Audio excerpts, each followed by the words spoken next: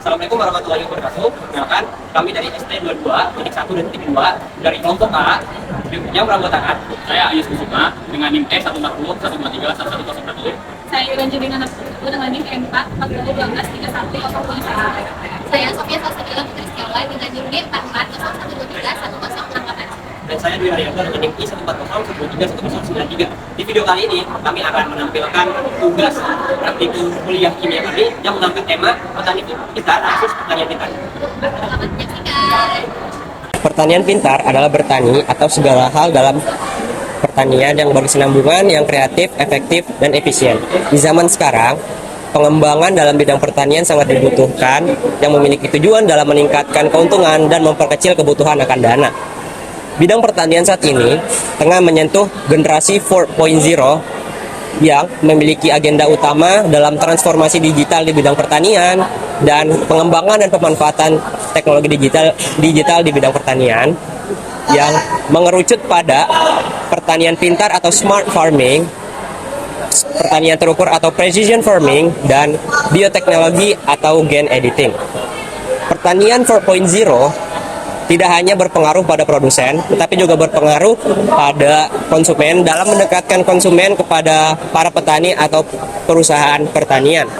Pertanian pintar ini mampu menggantikan tugas para petani, utamanya dalam pemupukan atau penyemprotan terhadap hama pertanian dengan pemanfaatan teknologi.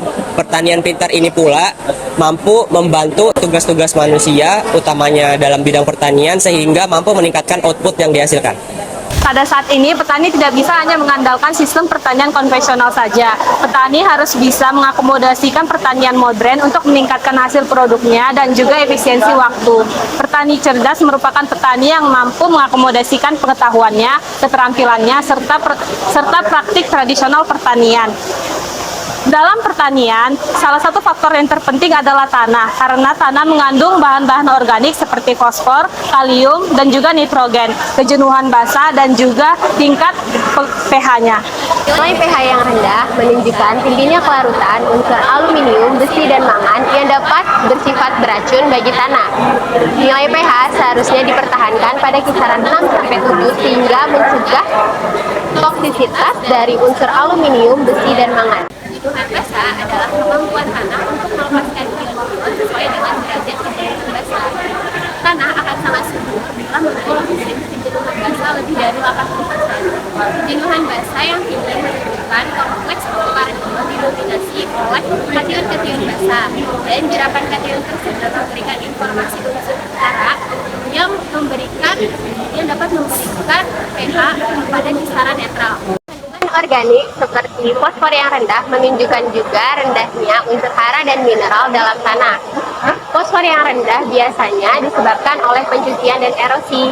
Pencucian merupakan mekanisme utama hilangnya fosfor dan merupakan sebab dari hilangnya fosfor dalam tanah hutan. Kebiasaan petani seperti membakar jerami, tidak adanya pergiliran tanaman, dan tata kelola drainase yang buruk menjadi penyebab menurunnya kualitas kesuburan tanah.